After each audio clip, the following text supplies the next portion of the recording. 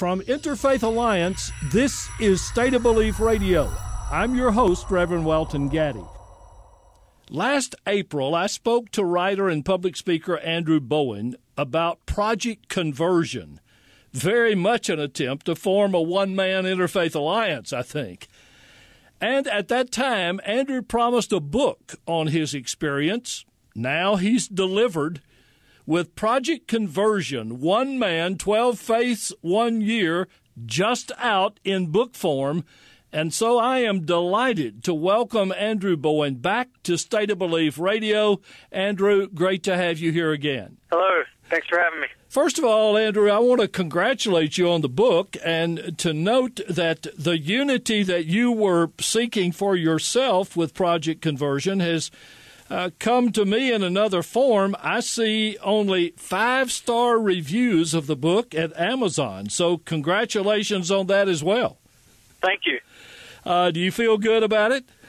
I do. I feel I was actually quite nervous about the reception of the book. So it's been a pleasant surprise to see that it was received so well. Yeah.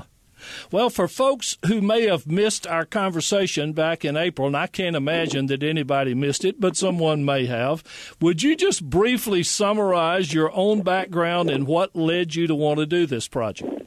Okay.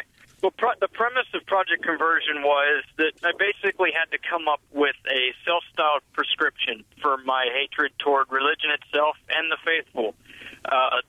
This was a time in my life where I was mistreating anyone who had any affiliation with faith. I saw it as something that was malignant, harmful to the individual. I even mistreated my wife as she was coming into her own Christianity. So I decided, enough is enough, that I can't treat my fellow man like this. And the only way to deal with it, I felt, was a complete immersion into the environment and into the folks that I had mistreated for so long. So I selected 12 faiths or philosophies that I had either no experience with or had a troubled history with, and decided to give myself fully into those communities and learn from them.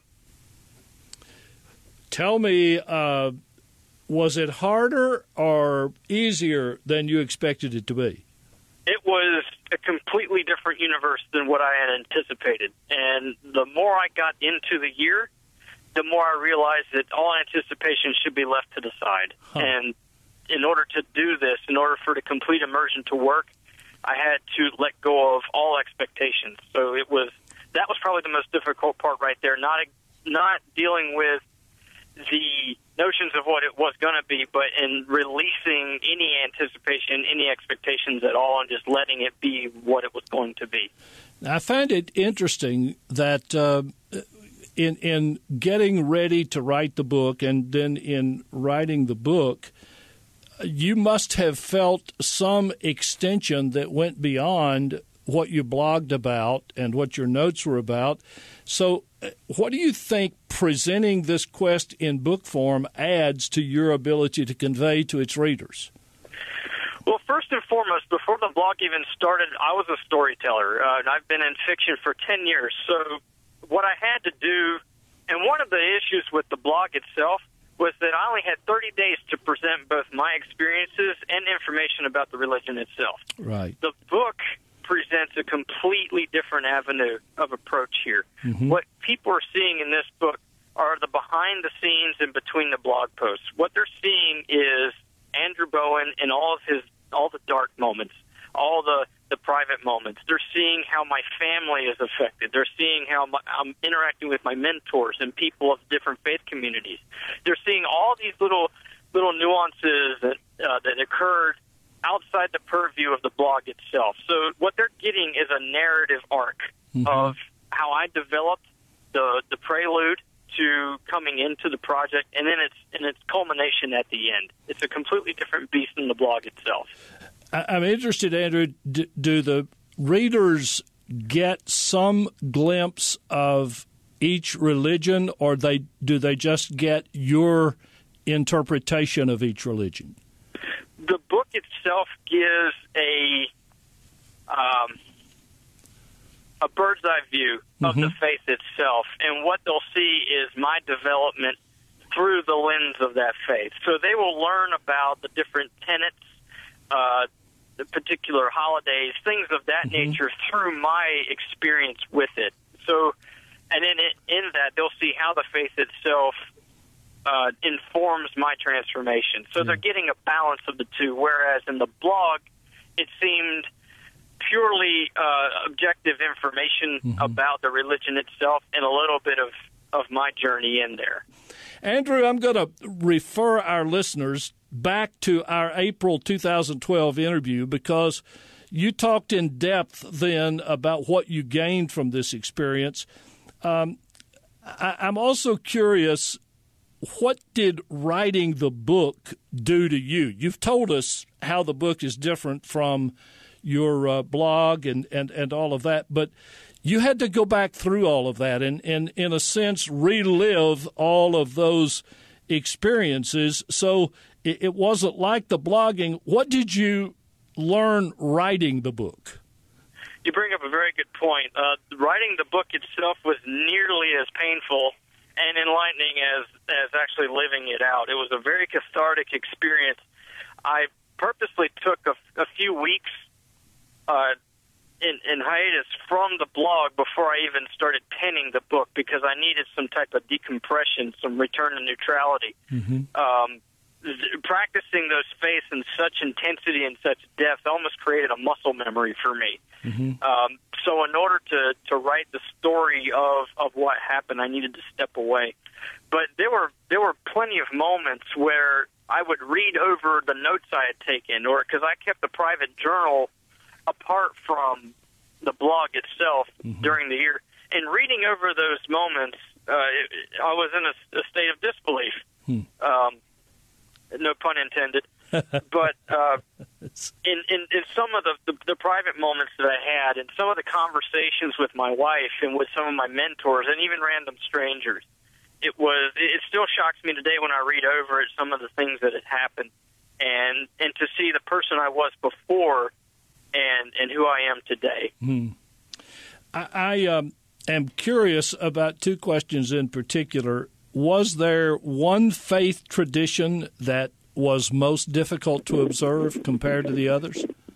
One faith that was more difficult to practice? Two faiths come to mind. One that I had a little bit of trouble with in the beginning was the Zoroastrian faith. The reason being, first off, the faith itself is in a type of decline at the moment. And the second is, it's almost like an endangered species at the moment, and it's really tragic because the faith is so crucial and important, especially within the Abrahamic tradition. The second reason is because of this decline, and the community itself is almost cloistered.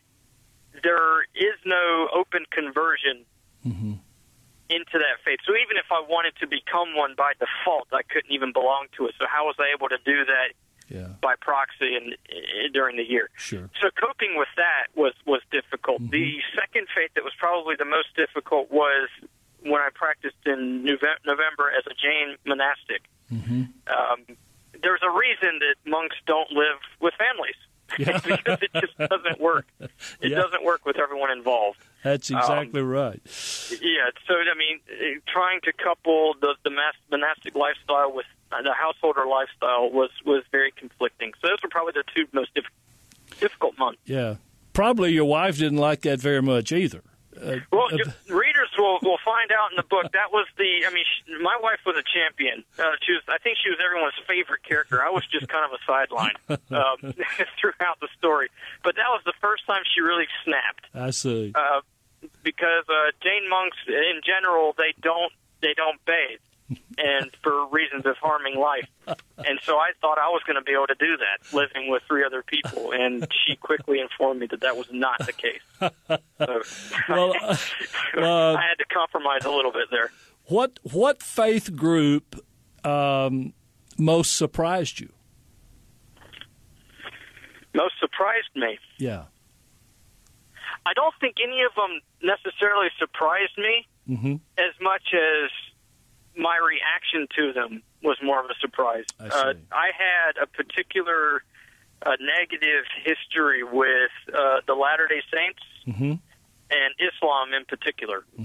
So when I had to defer to them and basically submit myself to them, the emptying of myself to them and in their reaction, how receptive they were, even when I told them how bitter I had been to their community in the past, that was an extremely powerful, humbling experience for me, in that I had been so mean to them and just so negative toward them, and they would open their arms to me regardless of that past because of what I was doing now. They were thrilled that I was willing to heal and to give them that benefit of the doubt. That was probably the most surprising thing. Andrew, I've really been eager to ask you about your religious life since you completed the year of living the tenets of the 12 different faiths. What additional insights have you gained? Well, I don't have a practice now as far as an organized faith. In other words, I did not adopt one of the religions that I practice. And I go into more detail about this in the book. What happened was I actually discovered a philosophy out of the immersion experience. And last year, 2012, was really a discernment period for me in uncovering that. And that was one of the side effects of actually writing the book. And so that's something I'm developing now, trying to discern this art of immersion, as I'm calling it, for a follow-up book to this. Good. And helping other people apply that to their life. That's really my discipline now, is having compassion for people who were like me before and reaching out to them, because I don't want another human being to ever experience the type of hatred I had. I consider it a cancer, a disease, and needs to be stomped out. Well, that's a tremendous insight, and I think you've just answered the last question I wanted to ask you, because you know, as I do, that we live in a world in which there is a lot of interreligious strife. It's so rampant in parts of our world and even in parts of our society that it seems to be tearing us up. What have you learned in this experience that you wish people who make interreligious relations wrong, hard, condemn them, that you wish those people could learn? Well, I think you hit the point right before that, and the interreligious strife seems to be growing, and it only makes sense. As our world becomes smaller with technology and forms of communication, what we're doing is we're closing the gaps and closing the distances between our communities, and invariably we're going to clash. But I think when people start taking this hegemonic view of this is mine, where anything that's different, this xenophobic attitude, if we start becoming porous through compassion and allowing ourselves, I call it fluidity, allowing ourselves to take part in the economics of compassion and experience, we can actually learn to flow in and out of one another. And we can learn to enrich ourselves by experiencing someone else. And so that's what happened with me. Every month seemed like another perforation in who I was. And I allowed someone else's experience, someone else's beliefs, someone else's convictions to flow into me. And I was enriched, and they were enriched in the process. If we could do that, if we could just take part in this economics, I think that will be the death blow to all of this, the xenophobia, all this strife. I tell you what, I hear it in your voice. I hear the passion to help people deal with diversity in a much better way. And I respect profoundly what you've done and your ability to share that. Andrew's new book is Project Conversion, 1 Man, 12 Faiths, 1 Year. You can learn more about the book and follow Andrew's work at his website, projectconversion.com. Andrew, I really thank you for coming back to talk with us again on State of Belief Radio. Thank you for having me.